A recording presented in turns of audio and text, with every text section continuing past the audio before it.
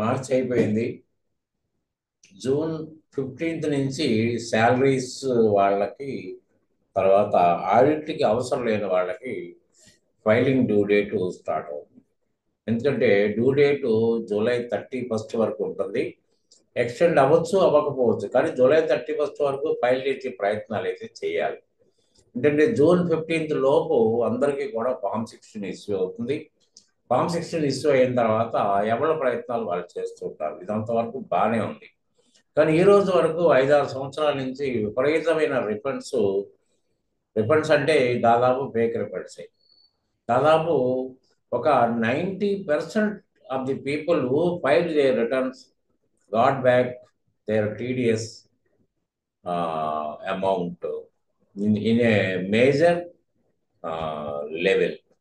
అంటే ఎంత లెవెల్ అంటే 3 లక్షల రూపాయలు టీడీఎస్ కట్ అయితే 2,50,000 రూపాయలు కూడా రిఫండ్ తీసేసుకున్న సందర్భం ఉంది. పర్వాలేదు, రిఫండ్ అనేది మీకు ఒక ఎలిజిబిలిటీ ఉంటే, మీకు అర్హత ఉంటే మీరు తీసుకోవాల్సిన దానికి ఏ విధమైన ఆక్షేపం లేదు. గవర్నమెంట్ ఇవ్వడానికి సిద్ధంగా ఉంది, సిద్ధపడే ఇచ్చింది.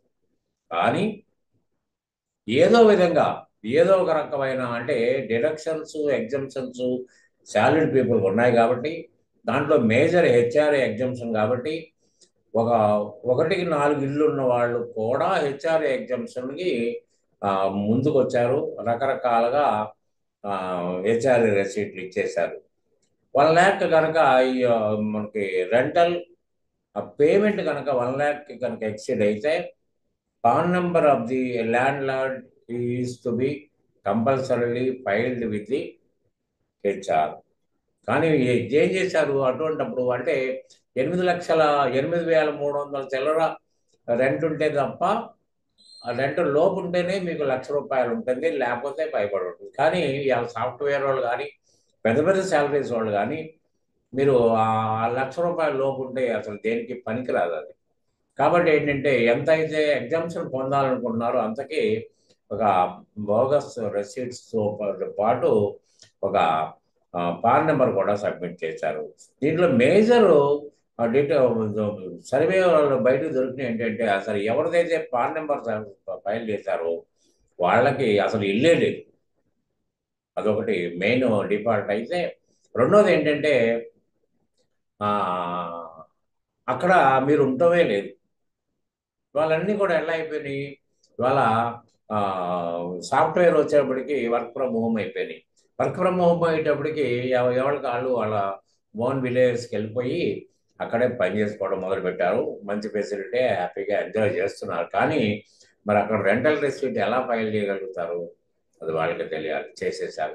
అట్లనే ఇవాళ మెడికల్ ఎక్స్పెన్సెస్ ఫైల్ చేయడం మొదలుపెట్టారు. దానికి ఆప్షన్ ఉంది, ఎలిజిబిలిటీ ఉంది, ఫైల్ చేశారు. పర్వాలేదు, బాగానే ఉంది. ఉంటే ఉంటే క్లెయిమ్ చేయొచ్చు. దాంట్లో ఎక్కడ ఆక్షేపించట్లేదు గవర్నమెంట్ ఇచ్చే పరిస్థితి ఏంటి, నేను మీకు ఇంతవరకు ఎగ్జామ్షన్ ఇస్తున్నాను, 2,50,000 వరకు మీకు ఎగ్జామ్షన్ ఇచ్చాను.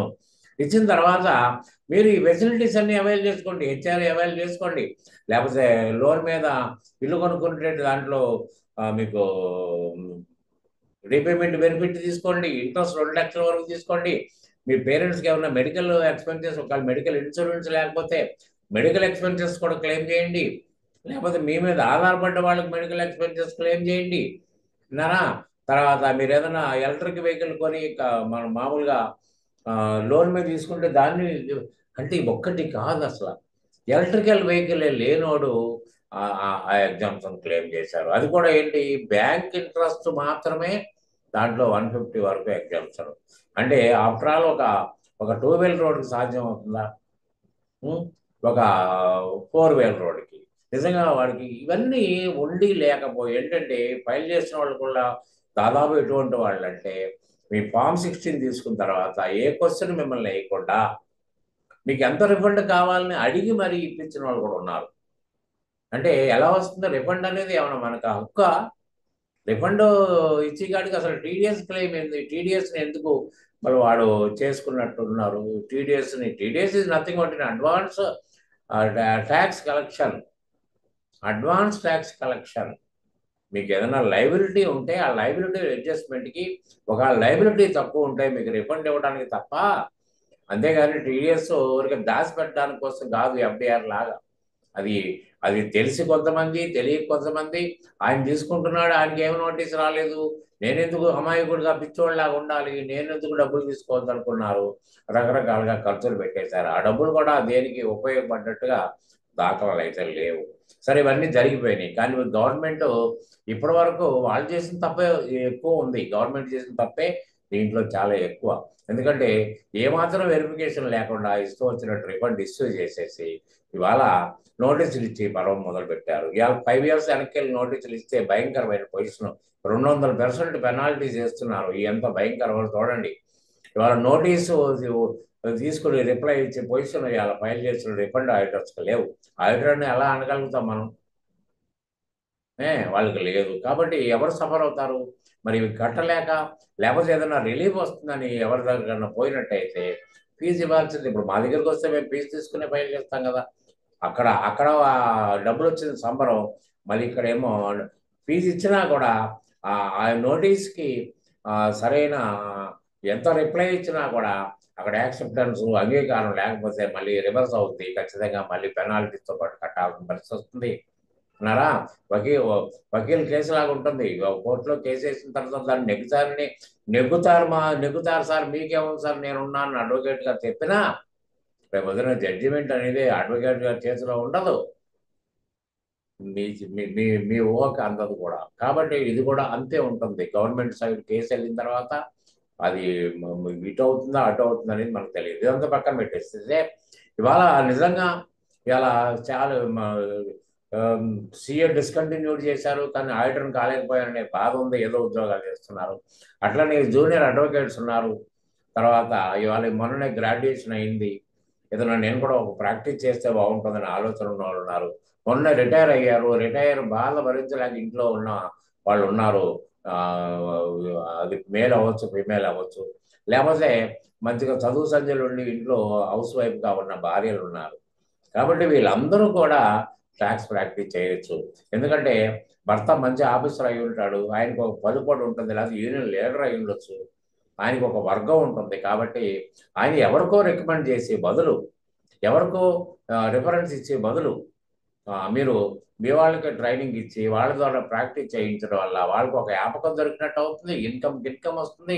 రేపు పొద్దున ఏదైనా ప్రాబ్లం వస్తే ఫేస్ చేయగలుగుతారు. ఎందుకంటే ఇంకోటి కూడా మీకు హామీ ఇచ్చేది ఏంటంటే, గత 49 సంవత్సరాలుగా ప్రాక్టీస్లో ఉన్న నేను స్వయంగా మీకు నా అనుభవాలు అన్నీ కూడా మీకు రంగరించి బోధిస్తాను. మీకు టెక్స్ట్ మ్యాటర్ చెప్పడం కాకుండా నేను ఫైలింగ్లన్నీ కూడా మీకు చాటతెలమయ్యేటట్టుగా నేను మీతో ప్రాక్టీస్ చేయిస్తాను.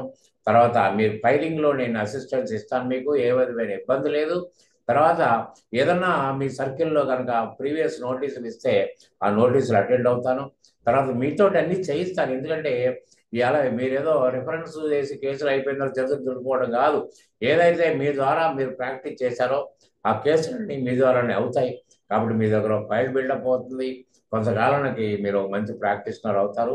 కాబట్టి ఓన్లీ 15 days, అంటే జూన్ 15th వరకు. ఇప్పుడు ఆల్రెడీ 20, ఇవాళ 70, ఇవాళ 18th, రేపు 19th అన్నారా. ఈజీగా మీరు కనుక నేర్చుకోవడం మొదలు పెడితే maximum by 5th of June complete అయిపోతుంది. అయిపోతే మీరు హాయిగా ప్రాక్టీస్లో పడవచ్చు. మీకు ఎక్కడా కూడా బెరుకు లేకుండా మీరు హాయిగా బోటు పెట్టుకుని నడుపుకోవచ్చు అండి. దీంట్లో ఏదో బ్రోకర్ చేయాల్సిన అవసరం లేదండి. హాయిగా నడుపుకోవచ్చు. తర్వాత నేను బ్యాక్ అండ్ సపోర్ట్ నేను ఉంటాను, ఎప్పటికీ ఉంటాను.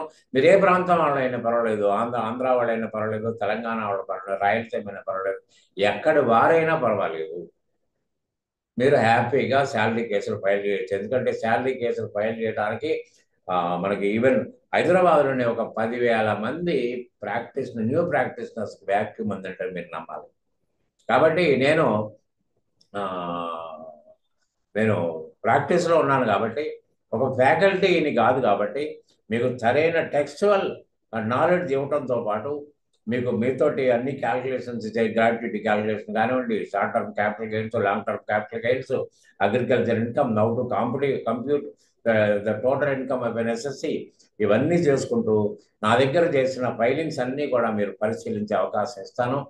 కాబట్టి ఏంటంటే, if you are so interested, if you want to start your own practice this year, ఈ సీజన్లో. ఇప్పుడు మళ్ళీ మీకు ఈ సీజన్ దాటితే మీకు మళ్ళీ అవకాశం నెక్స్ట్ ఇయర్ దాకా ఉండదండి. ఎందుకంటే ఇలా జూలై 15th వరకు ఇవాళ స్మాల్ బిజినెస్ పీపుల్, అంటే ఆడిట్కి సంబంధం లేని వాళ్ళు, తర్వాత శాలరీ పీపుల్కి కంపల్సరీగా ఫైల్ చేయాలండి. దాని తర్వాత పార్ట్నర్షిప్లు కంపెనీలు స్టార్ట్ అవుతాయి. అంటే అక్టోబర్ వరకు ఈ సీజన్ కొనసాగుతుంది. కాబట్టి ఏంటంటే ఇది అయిపోతే మీరు అవి కూడా ఫైల్ చేసుకునే సమర్థతను నేను మీకు కల్పిస్తానండి. కాబట్టి ఏంటంటే if you are so interested to start your own practice, కాకపోతే ఒకటి మాత్రం గుర్తుపెట్టుకోండి, ఆన్లైన్లో నేర్పుతారని కామెంట్లు పెట్టకండి. ఆన్లైన్లో పెట్టుకుని మీరు చేసి ప్రాక్టీస్ ఏముంటుందండి? ఏ విధమైన ప్రాక్టీస్ చెయ్యాలి అంటే కొంత శ్రమ తీసుకోవాలి. ఆ ఓపిక లేకపోతే మనం ప్రాక్టీస్ చేయలేమండి. కాబట్టి ఆఫ్లైన్లో రండి. ఎన్ని బ్యాచ్లన్నీ మెయింటైన్ చేస్తాను, మార్నింగ్ 8 నుంచి నైట్ వరకు మెయింటైన్ చేస్తాను. మీకు సంపూర్ణమైన నాలెడ్జ్ని ఇస్తాను, గ్యారంటీ నేను ఇస్తాను. కాబట్టి ఏంటంటే if you are so interested to start your own practice as a tax practitioner, you contact me through my telephone number, which is clearly noted in the description column, and join as early as possible to start filing process by 5th, from 15th of June. Thank you very much. Good day.